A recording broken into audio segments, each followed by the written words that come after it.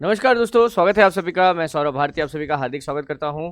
दोस्तों, हम लोग लगातार लैब असिस्टेंट के जितने भी अपने चैप्टर्स हैं उन सबके एमसीक्यू कर रहे हैं और इस कड़ी में मैंने आपको भौतिक भूगोल शुरू करवाया है। आर्थिक भूगोल और प्रायोगिक भूगोल और मानव भूगोल हम कंप्लीट कर चुके हैं और अब कोशिश करते हैं कि इसको भी जल्दी से जल्दी निपटा लें। कोमल जी, मनीष जी, आप सभी का हार्दिक स्वागत है। एक्चुअली वो हमारा वो रह गया था चैप्टर 7, गलती से मैंने 8 पहले ले लिया था। आज पहले चैप्टर 7 कर लेते हैं, स्थल रूप और उसकी आकृतियाँ। ठीक है, तो जो लोग भी साथ में जुड़े हैं आप सभी का हार्दिक स्वागत है। कृष्णा जी और भी जो लोग साथ में जुड़े हैं आप सभी का हार्दिक स्वागत है। नरेश जी, बिल्कुल। चलिए, तो ब्रजेश, किरण, ठीक है, तो आप सभी का हार्दिक स्वागत है। बिना कोई समय गंवाए शुरू करते हैं। पहला प्रश्न देखिए, बहुत सी भू आकृतियां मिलकर किसका निर्माण करती है? अगर बहुत सारी भू आकृतियां, पर्वत, पठार, मैदान आपको बहुत सारे एक साथ दिख रहे हैं तो इसको क्या कहते हैं? बताइए। बहुत सारी भू आकृतियां जब एक साथ दिखती हैं तब इसे क्या कहा जाता है? क्या कहोगे?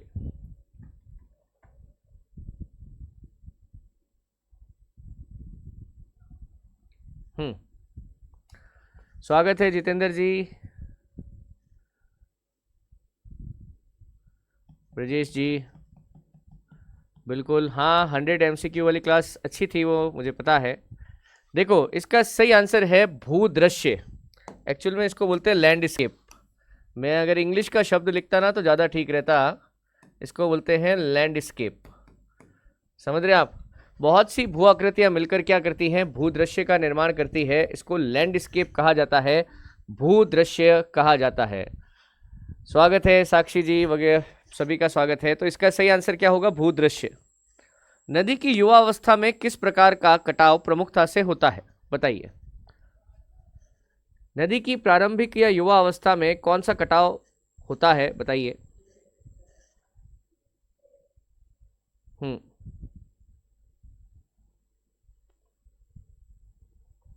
क्या कहेंगे? नदी की युवा अवस्था और फिर प्रौढ़ावस्था और फिर वृद्धावस्था, 3 प्रकार की अवस्थाएं होती हैं। नदी की जब युवा अवस्था है उस समय नदी कौन सा कटाव सर्वाधिक करती है? बी आंसर आ रहा है, बिल्कुल। कोमल, ब्रिजेश, कृष्णा, ठीक है, बिल्कुल सही है।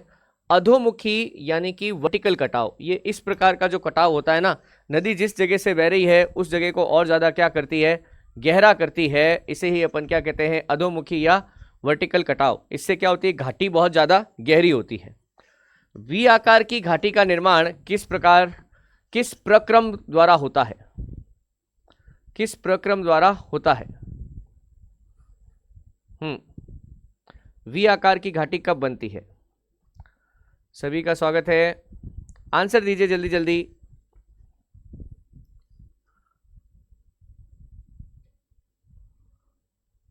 क्या कहेंगे? मनीष सी बता रहे हैं, और कोई?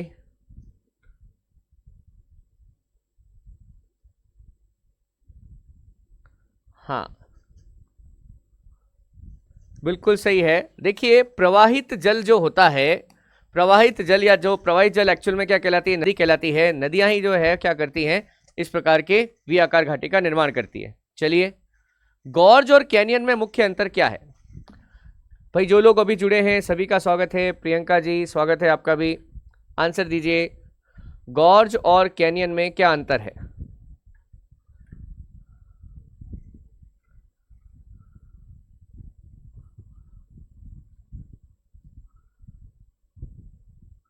हाँ, जैसे कि ब्रह्मपुत्र नदी जब भारत में प्रवेश करती है अरुणाचल प्रदेश के रास्ते, तो वो गहरा गॉर्ज बनाती है। समझ रहे हैं हम?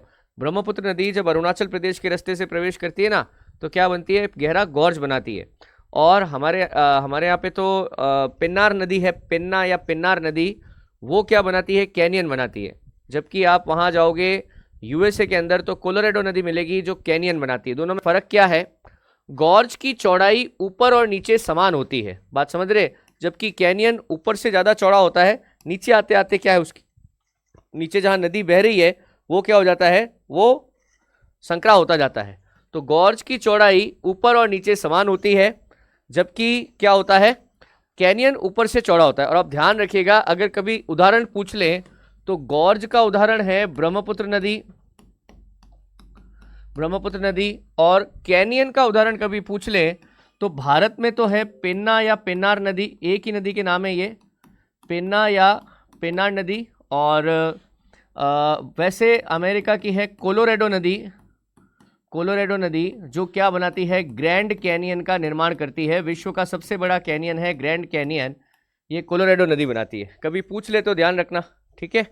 नेक्स्ट, पॉट होल्स या जल गर्तिका कहाँ निर्मित होते हैं, बताइए। Pot holes,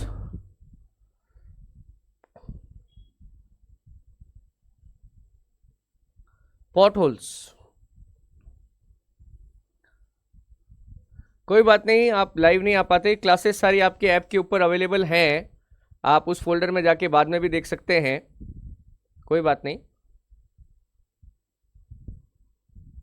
pot holes, CA,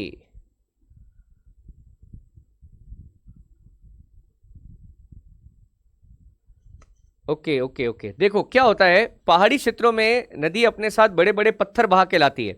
अब वो पत्थर क्या होते हैं, जब तक ढाल है या नदी का बहाव बहुत तेज है तब तक तो नदी के साथ बहते हैं, बट एक मौका आता है जब वो नदी के बीच में, नदी के तल में फंस जाते हैं, वहीं रुक जाते हैं।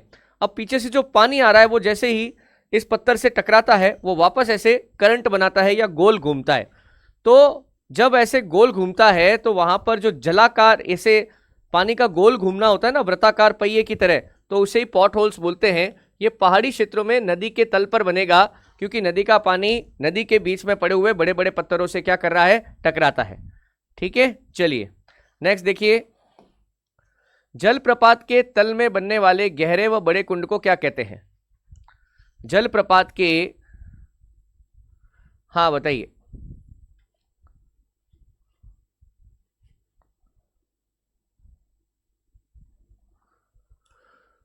जलप्रपात, पानी ऊपर से सीधा क्या हो, नीचे आकर गिरे, तो नीचे जहां पर गिरता है ना वहां गहरा खड्डा बन जाता है, कुंड टाइप का बन जाता है, इसे क्या कह लेते हैं, क्या कहते हैं।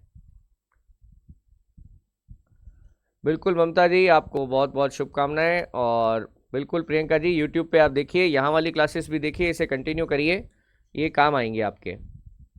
बिल्कुल सही है। देखिए इसे प्लंज पॉन्ड या अवनमित कुंड कहा जाता है। जिस जगह पर आप देखिए पानी एकदम से नीचे जाकर गिरता है वहां पे एक गहरा खड्डा बन जाता है, समझ रहे हैं आप, जहां पे लगातार पानी गिरता है, इसी को अपन क्या बोलते हैं, प्लंज पूल्स या अवनमित कुंड कहते हैं।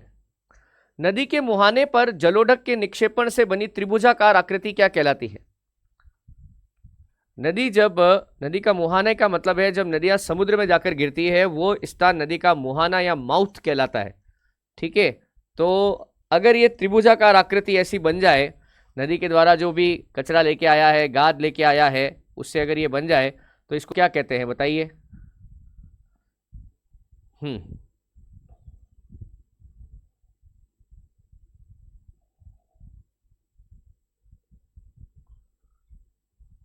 बिल्कुल सही है, बिल्कुल सही आ रहा है आपका आंसर, डेल्टा कहते हैं। नदियां समुद्र में गिरने से पहले जब अनेक छोटी छोटी धाराओं में बढ़ जाती है तथा इनके मध्य जो है, इनके मध्य क्या है, बहुत सारा जो गाद, कचरा और कीचड़ जमा हो जाता है, तो इसे ही अपन क्या कहते हैं, डेल्टा कहते हैं। गोखुर झील का निर्माण नदी की किस अवस्था में होता है, बताइए। गोखुर झील, ऑक्सबो लेक का निर्माण नदी की किस अवस्था में होता है।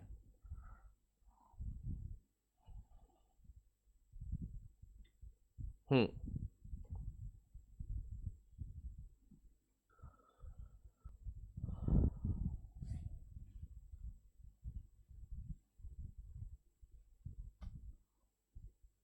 देखिए नदियां पृथ्वी के घूर्णन के कारण है ना सीधी नहीं बह सकती, नदियां हमेशा ऐसे विसर्पित अवस्था में बहती है। जब कभी कभी क्या होता है कि नदियों का ये विसर्पित मार्ग इतना बड़ा हो जाए कि ये नदी जो है अपना एक नया रास्ता बना ले, नदियां क्या करती है, अपना एक नया रास्ता बना लेती है, इस तरीके से, बात समझ रहे हैं, इस तरीके से एक नया रास्ता बना लेती है। तो क्या होता है कि ये जो झील है, ये जो झील बनती है ना, ये क्या कट जाती है धीरे धीरे, ये क्या हो जाता है, कट जाती है ऐसे, और नदी का नया रास्ता हो जाता है ये। तो इसे क्या कहते हैं, ऑक्सबो लेक या हम गोखुर जिले कहते हैं। नदियाँ जब मैदानों में आती है ना, तो मैदानों में अक्सर ऐसा होता है, और ये मैदानों में नदियों का जो स्थिति है इसे वृद्धावस्था कहा जाता है। मोनाडनोक क्या है? मोनाडनोक, जलोढ़ पंख क्या होगा सुनील कुमार? जलोढ़ पंख के अंदर कोई नदी जब सीधा किसी घाटी से बाहर निकलती है ना, घाटी से, जैसे ही घाटी से बाहर निकलती है तो नदी ऐसे फैल जाती है। तो नदी जब किसी घाटी से बाहर निकलती है तो उसका फैलना जलोढ़ पंख कहलाता है। नदियां जब समुद्र में जाके गिरती है तो उसको डेल्टा बोलते हैं। यही फर्क है दोनों में ही ऐसे ट्रायंगुलर शेप बनता है, पर एक बनता है नदी का समुद्र में गिरते समय, एक घाटी से निकलते समय, पर्वतों को पार करते समय। ठीक है, बिल्कुल सही है। देखिए, अपर्दन के बाद बचे हुए जो चट्टानी अवशेष हैं, अपर्दन का मतलब है कि नदियां जब है ना, क्या होता है कि नदियां लगातार जब मैदानों से बहती है तो बहुत सारे छोटे बड़े पत्थर जो हैं उनके ऊपर से पानी गुजरता रहता है, और नदियां क्या करती है, उनको घर्षण करके चिकना और मुलायम करती रहती है, छोटा भी करती रहती है। एक मौका आता है कि वो सारे के सारे पत्थर जो है ना एकदम मैदान के समांतर हो जाते हैं, पेनी प्लेन हो जाता है। पेनी प्लेन क्या होता है कि जब दूर दूर तक आपको मैदान में सिर्फ एक ही समतल जमीन दिखाई दे, सारे पत्थर उसमें या तो मिट्टी के नीचे दब जाएं या फिर एकदम फ्लैट हो जाएं, तो इसे पेनी प्लेन कहा जाता है। तो ऐसा स्थिति जब पत्थर बहुत ज्यादा समतल हो जाते हैं, कुछ चट्टानी अवशेष हैं, उन्हें मोनाडनोक कहा जाता है। कार्स्ट स्थल आकृतियों का विकास किन चट्टानों में होता है?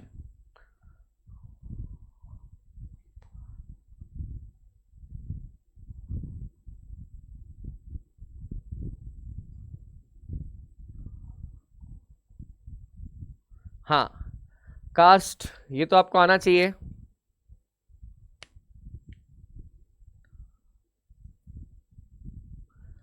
देखिए, कास्ट स्थल आकृतियां बनती है जहां पर चूना पत्थर की चट्टान हो और भूमिगत जल हो।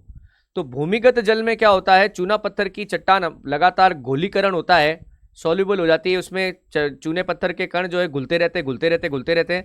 एक मौका आता है कि पूरा चूना पत्थर घुल जाता है, अब वो चट्टान ही खत्म हो जाती है, तो ऊपर वाला जो भाग है भूमि का वो यूं कि यूं नीचे बैठ जाता है और गहरे खड्डे बना लेता है। इसे कास्ट आकृतियां कहते हैं। तो चूना पत्थर या डोलोमाइट की जो चट्टानें हैं उनसे कास्ट आकृतियों का विकास होता है। कंदरा या गुफा की छत से लटकती हुई ठोस नुकीली वस्तु क्या कहलाती है? इसमें थोड़ा सा आपको मतलब क्या बोलते हैं, कंफ्यूजन हो सकता है, मुझे भी हो जाता है इसमें।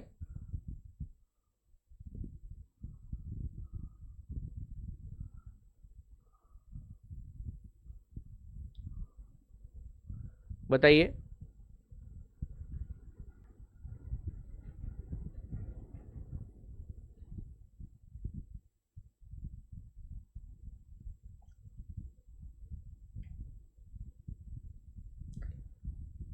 स्टेलेक्टाइट स्टेलेगमाइट आपने पढ़ा होगा।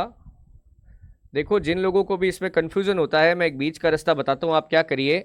इसमें पहली बात तो होता क्या है, देखिए जैसे कि ये कोई कंदरा की छत है ना, और ये अपना नीचे क्या है, प्लेन है। अब छत से जो लटक रहा है, छत से जो लटक रही है ना, ये तो है टाइट। आप ऐसा समझो कि छत को इसने पकड़ा हुआ है, टाइट पकड़ा हुआ है, समझ रहे हैं आप, इसीलिए ये तो हो गई टाइट। अब स्टेलेक्ट है वो तो छोड़ो, टाइट और माइट याद रखो आप, ठीक है। और नीचे से ऊपर की तरफ जो आ रहे हैं, नीचे से ऊपर की तरफ जो आ रहे हैं, ठीक है, ये है माइट। ऐसे याद करो इसको, टाइट और माइट, ठीक है। जो ऊपर से लटक रहा है वो टाइट, उसने टाइट रूप से पकड़ा हुआ है, और नीचे से जो आ रहा है वो माइट, ठीक है, सही है। तो दोस्तों इसका सही आंसर क्या है, स्टेलेक्टाइट, छत से लटकती हुई ठोस आकृति। एक्चुअल में क्या होता है कि जब कंदराओं में क्या पानी रिसता रहता है, और इस पानी में अगर कैल्शियम कार्बोनेट हो जाए, है ना, तो ये कार्बोनेट क्या है, पानी के साथ धीरे धीरे टपकता भी रहता है और छत पर जमता भी रहता है। तो ऐसे जमते जमते जमते ये इस तरह की आकृति ले ले, छत से टाइट पकड़ा हुआ रहे, छत से टाइट पकड़ा रहे, तो स्टेलेक्टाइट, और जमीन से निकल के आ जाए, क्योंकि ऊपर से गिरता रहता है ना, तो जमीन पे भी तो इकट्ठा होता है, तो इसको क्या बोल देते हैं, स्टेलेगमाइट, ठीक है। इसको ऐसे याद रखना आप, टाइट माइट। अंधी घाटी, ब्लाइंड वैली का संबंध किससे है? जब भी कोई ऐसा शब्द आता है ना जो आपको याद करने में दिक्कत आ रही है या आप भूल जाते हो, उसका कोई चीट कोड बना लिया करो। चीट कोड समझते हो कि मतलब इसको कैसे याद रखूं, कुछ ना कुछ ऐसा शब्द बना लो, ऐसा कुछ करो कि वो याद रह जाए। ठीक है, अंधी घाटी का संबंध किससे है?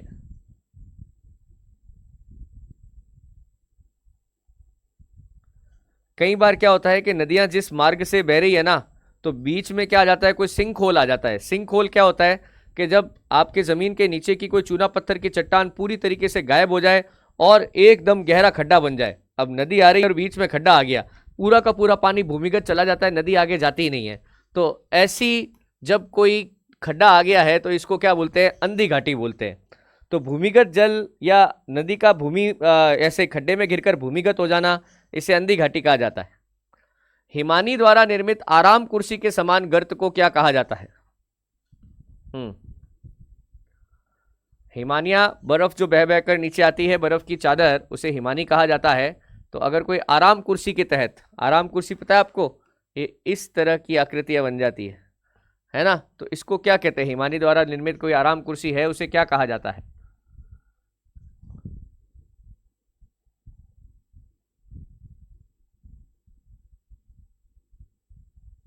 हम्म बिल्कुल सही है। ये एग्जाम में आने लायक सवाल है दोस्तों, इसको आप याद करके जाना हो ना, ये एग्जाम में आने लायक सवाल है।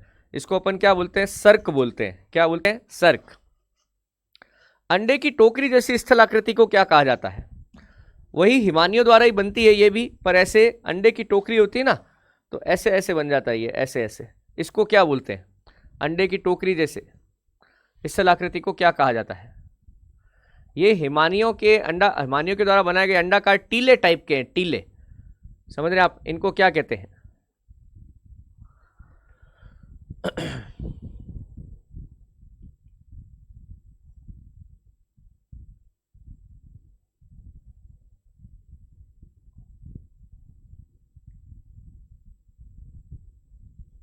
बिल्कुल सही। इनको क्या कहा जाता है? ड्रमलिन कहा जाता है। इनको दोस्तों क्या कहा जाता है? ड्रमलिन कहा जाता है। बिल्कुल ठीक आ रहा है। हिमानी द्वारा निर्मित घाटियों के जलमग्न होने से कटे फटे तटों को क्या कहते हैं? यह भी क्वेश्चन एग्जाम में आया हुआ है, इसको भी आप ध्यान रखिएगा।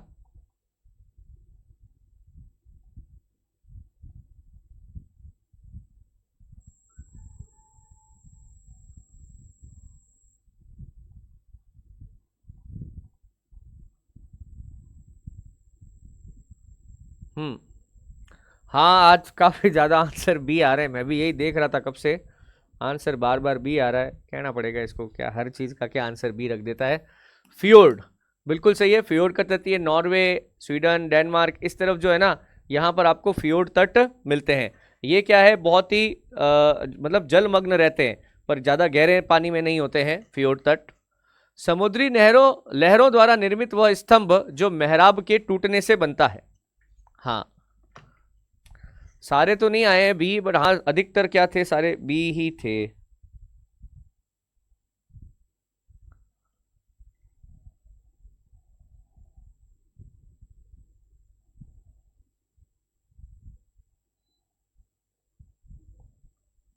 हम्म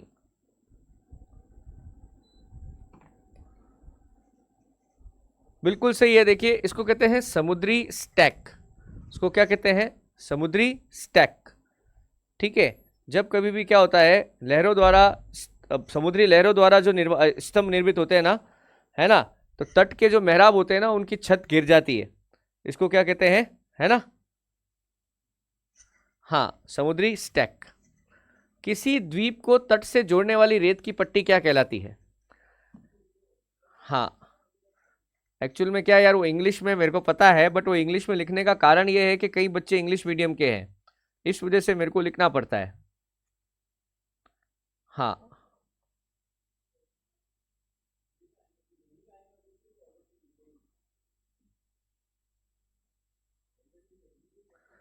कई बार क्या होता है, जैसे ज्वार भाटा आता है ना, जब ज्वार आता है तो कोई ऐसी जमीन का टुकड़ा होता है, वो मुख्य भूमि से कट जाता है, और फिर जैसे ही भाटा आता है, पानी पीछे हटता है, तो एक रेत की पट्टी, है ना, रेत की पट्टी जो है, वो आपको है ना दिखती है कि ये द्वीप और ये जो जमीन है, मुख्य जमीन, ये आपस में जुड़े हुए हैं। इसको कहते हैं टम्बोलो। क्या कहते हैं? टम्बोलो। ठीक है। मरुस्थलीय क्षेत्र में पर्वतों की तलहटी में बनने वाले, तलहटी पर बने मलबे रहित मंद ढाल वाली चट्टान को क्या कहते हैं? अच्छा क्वेश्चन है ये। मरुस्थलीय क्षेत्र में अगर कोई पर्वत है तो पर्वत की तलहटी, तलहटी मतलब पर्वत का सबसे निचला हिस्सा, वहां पे ऐसी मंद ढाल वाले ऐसे उभार आ जाते हैं, इसको क्या बोलते हैं अपन? ढालू चट्टान होती है एकदम।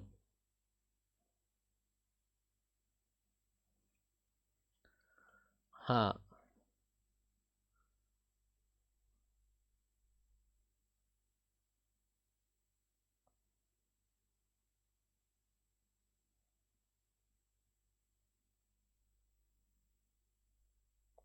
इसका आंसर बी नहीं है।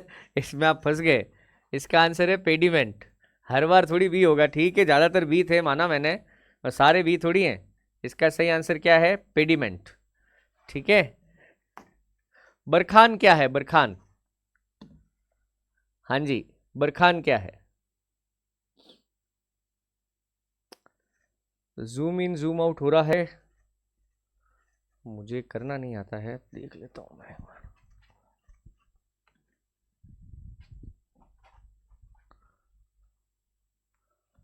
अब देखिए, आई थिंक ठीक होगा।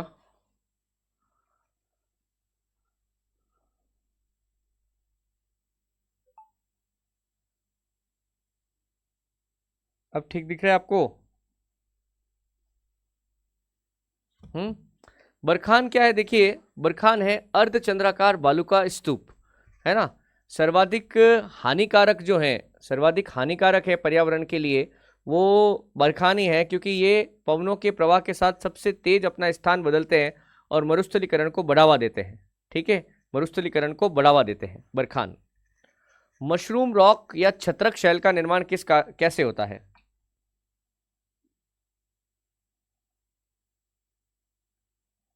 हम्म। मशरूम रॉक या छत्रक रॉक। तो ठीक दिख रहा है शायद, है ना।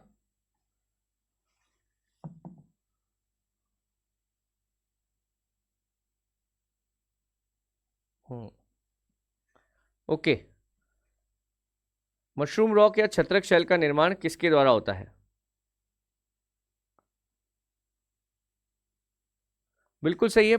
मरुस्थलों के अंदर जो पवनें चलती हैं, तो वो क्या करती हैं कि ऐसे नीचे से चट्टानों को काट लेती हैं नीचे से, और ऊपर वाली चट्टान ऐसे गोलाकार रह जाती है। तो इसीलिए क्या होता है कि मशरूम रॉक या छत्रक शैल का निर्माण होता है। ठीक है। नेक्स्ट देखिए, युवाला का निर्माण कैसे होता है? युवाला।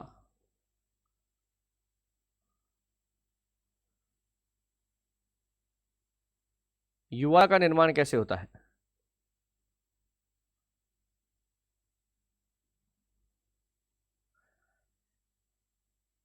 हम्म।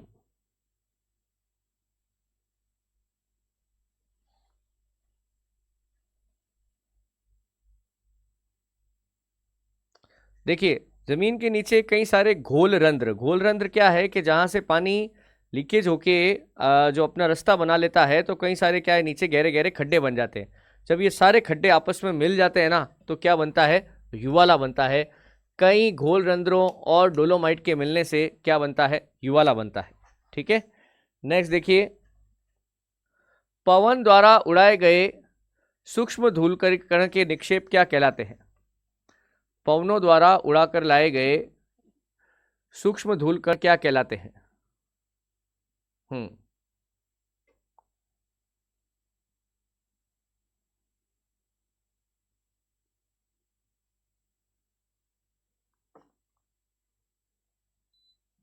हम्म। क्या कहेंगे?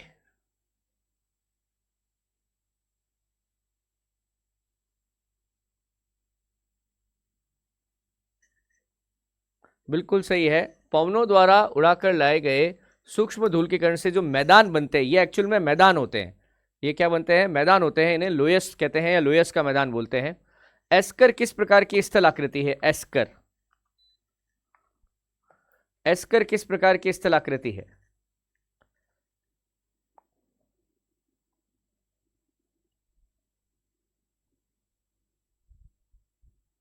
हम्म।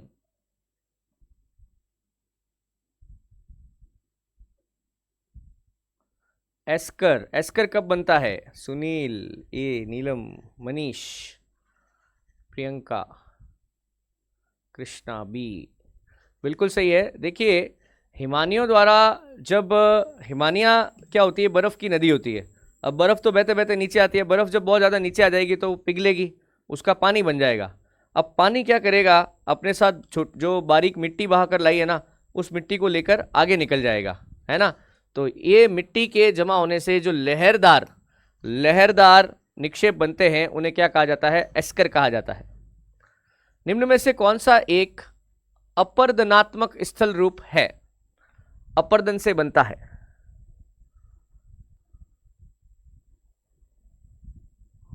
बताइए। हम्म।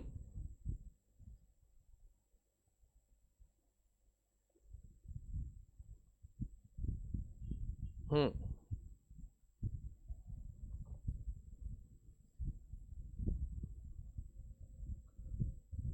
ये क्वेश्चन अच्छा है। ओके ओके, बिल्कुल ठीक आ रहा है मनीष, प्रियंका, बिल्कुल ठीक आ रहा है। इसे जल गर्तिका कहते हैं। क्या कहते हैं? ये अपरदन से बनता है। जबकि बाकी के जो भी आपको दिख रहे हैं, जैसे प्राकृतिक तटबंध, जलोढ़ पंख और डेल्टा, ये सब किससे बनते हैं? ये निक्षेपण से बनते हैं। निक्षेपण यानी कि जमाव से बनते हैं। ये किससे बनते हैं? निक्षेपण यानी कि जमाव से बनते हैं। जबकि ये जो है जल गर्तिका, है ना, ये किससे बनता है? अपरदन से बनता है। अपरदन समझ रहे हो ना, उसको काटना। भारत का पूर्वी तट किस प्रकार के तट का उदाहरण है? भारत का पूर्वी तट किस प्रकार के तट का उदाहरण है?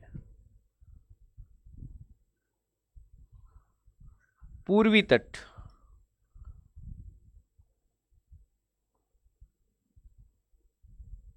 हम्म।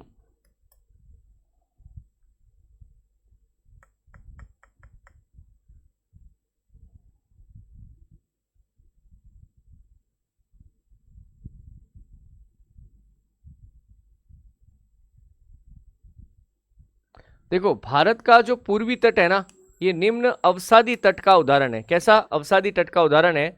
और यहां की अधिकांश नदियां अधिकांश नदियां डेल्टा बनाती है। इसीलिए क्या बनाती है ये नदियां? डेल्टा बनाती है, क्योंकि निचला तट है, अवसाद है। अवसाद मतलब कि यहां पे कचरा जमा होता है। लेपिस का संबंध किस भू आकृति प्रक्रम से है? लेपिस लेपिस का संबंध किस भू आकृतिक प्रक्रम से है? बताइए।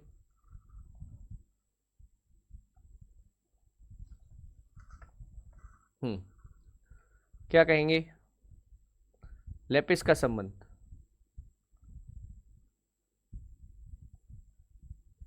जो लोग भी साथ में हो, आंसर जरूर दिया करो, है ना। आंसर गलत होता है, कोई बात नहीं, आंसर देना जरूरी है।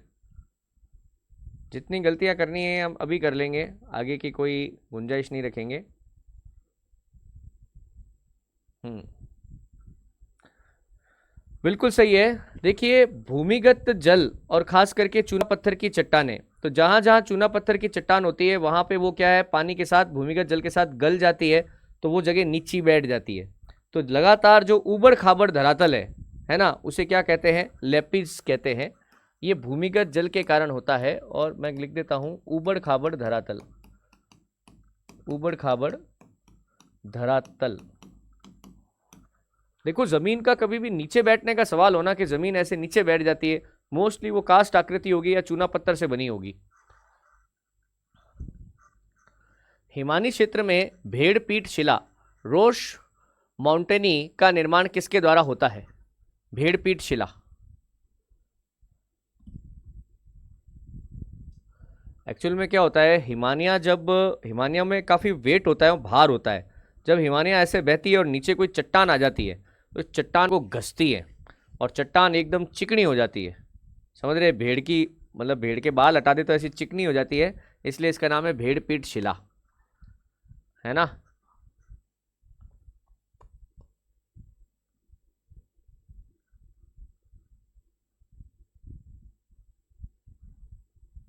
बिल्कुल सही आ रहा है आंसर। ये होता है अपर्दन के कारण। और किसके द्वारा? हिमानियों द्वारा अपर्दन, हिमानियों द्वारा अपर्दन। अपर्दन किसके द्वारा होता है? हिमानियों द्वारा होता है। ठीक है, नेक्स्ट देखिए, प्लाया झीलें कहाँ पाई जाती है? प्लाया झीलें,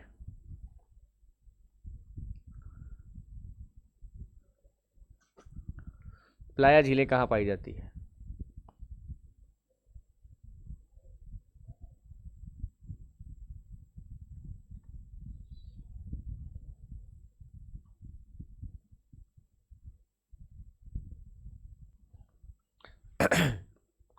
देखिए, मरुस्थलों में कभी कभार बारिशें हो ही जाती है ना। और दो बालुका स्तूपों के मध्य मरुस्थल के बेसिन के अंदर जो अस्थायी झीलें बनती है उन्हें क्या कहते हैं? प्लाया झीलें कहते हैं। अक्सर क्या होता है, प्लाया झीलों के अंदर जो पानी इकट्ठा होता है वो अस्थायी रूप से 2-3 महीनों के लिए, है ना, 2-3 महीनों के लिए होता है। तो क्या होता है, धीरे धीरे जब प्लाया झीलें सूखती है ना तो उनके क्या ज़मीन के जो खनिज लवण है ना पानी में घुल जाते हैं। अब पानी तो सूख जाता है, फिर दूर दूर तक है ना एक सफ़ेद नमकीन परत दिखाई देती है। इसे स्थानीय भाषा में रेह या कल्लर कहा जाता है। ये हमारे राजस्थान की विशेषता है। तो मरुस्थलीय बेसिन के अंदर आपको क्या मिलेंगी? प्लाया झीलें मिलेंगी। विसर्प के उत्तल किनारे पर होने वाले जमाव को क्या कहते हैं? उत्तल मतलब उभरावा, उत्तल का मतलब क्या होता है? उधरावा।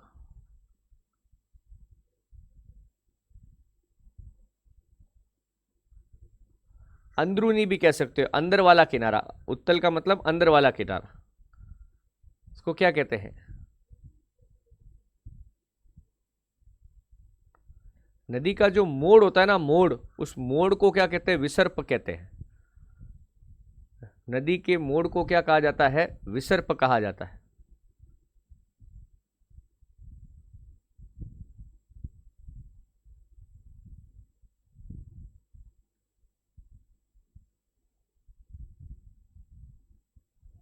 बिल्कुल ठीक है, इसे पॉइंट बार्स या विसर्पी रोधिका कहा जाता है ना। बजादा का निर्माण किससे होता है? बजादा, आज का आखिरी प्रश्न है। बजादा, बजादा का निर्माण कैसे होता है?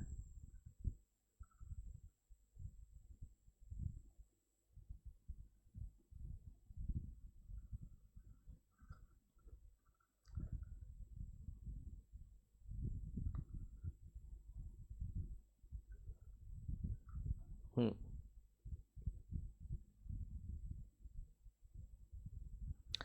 सुनील कुमार, हार्ड का तो नहीं कहता, बट ये लेंथ ही बहुत है यार। इसमें क्या इतने सारे शब्द है ना, शब्द बहुत सारे हैं, इस वजह से थोड़ा भारी लगता है। देखिए, कई सारे जलोढ़ पंख, जब भी कोई नदी है ना एकदम से किसी नैरो नैरो पास से निकलती है ना, नैरो समझते हो ना आप, संकरे पास से निकल के एकदम से खुलती है, तो क्या बनते हैं? जलोढ़ पंख बनते हैं। ओके। और अगर ऐसा कोई मरुस्थलीय इलाका है, सूखा इलाका है, तो वहां पे कई सारे जब जलोढ़ पंख मिल जाते हैं और एक मैदान बनता है, तो इसे क्या कहते हैं? बजादा कहते हैं, बजादा का मैदान कहते हैं। ठीक है, ओके। तो उत्तल और अवतल के बारे में बता दीजिए। देखो, नदियां जब इस तरीके से घूम रही है ना, ठीक है, तो आप देखो ये जो बन रहा है, ये वाला, ये, अब ये नदी ऐसे जा रही है, ठीक है, ये नदी ऐसे जा रही है, ठीक है। तो देखो, ये जो है, ये तो नदी का उत्तल है। और अब देखो, ये जो है, अब ये अंदर की तरफ धसा हुआ है, ये ले लेता हूं। अब ये देखो, ये अंदर की तरफ धसा हुआ है, ये अंदर की तरफ धसा हुआ है। अगर मैं इसका बनाता तो ये ऐसे बनता। ये क्या है? इसका अवतल है, ठीक है। ये क्या है? इसका अवतल है, मनीष। अब क्या होगा, नदी जब आएगी ना यहाँ पे, तो क्या होगा, देख, यहाँ पे है ना बहुत सारा कचरा जमा हो जाएगा, कचरा, मिट्टी, पत्थर, तो ऐसे क्या होगी, एक दीवार टाइप की बन जाएगी। मेरे ख्याल से तुम वही वाला सवाल पूछ रहे हो ना, एक दीवार टाइप की बन जाएगी, ठीक है, यहाँ पे। ओके, यही पूछ रहे थे मनीष? Okay, okay. तो आज के ये 30 सवाल थे भैया। आप सभी का बहुत बहुत धन्यवाद। और ये बी आते हैं, ये कोई मैं बोल दूंगा चेंज करने का, बट आप हमेशा ऐसा मत सोचना बी आंसर आएगा। कभी कभी साइकोलॉजिकली आप ऐसे तैयार हो जाते हो कि सारे के आंसर बी हो जाएंगे, ऐसा हमेशा नहीं होगा, मैं पहले ही कह दूं, ठीक है, ऐसा हमेशा नहीं होगा। और मैं बार बार कह रहा हूँ आपसे, आप अपने जहाँ पर भी चैप्टर के नोट्स हैं वहाँ पर वन लाइनर के रूप में आपने जो भी प्रश्न गलत किए हैं आप उनको वापस से वन लाइनर के रूप में लिखिए। उसके बिना हमारे नोट्स अधूरे हैं, एक बार आप वन लाइनर के रूप में लिखिए। और आप लोगों के लिए विशेष रूप से मैं जो फुल क्लास है ना, वो 66 के 66 चैप्टर में से क्वेश्चन वाली क्लास आप लोगों के लिए अलग लगाऊंगा मैं, और ऐप पे ही लगेगी। यूट्यूब वाली तो ठीक है, प्रमोशनल होती है, आप लोगों के लिए स्पेशल क्लास हम यहीं पे लगाएंगे। एक बार मैं पहले इसको कंप्लीट कर दूं, ठीक है, और उसके बाद फिर अपन आगे बढ़ते हैं, ठीक है। तो आज के लिए इतना ही, मिलते हैं नेक्स्ट क्लास में, धन्यवाद।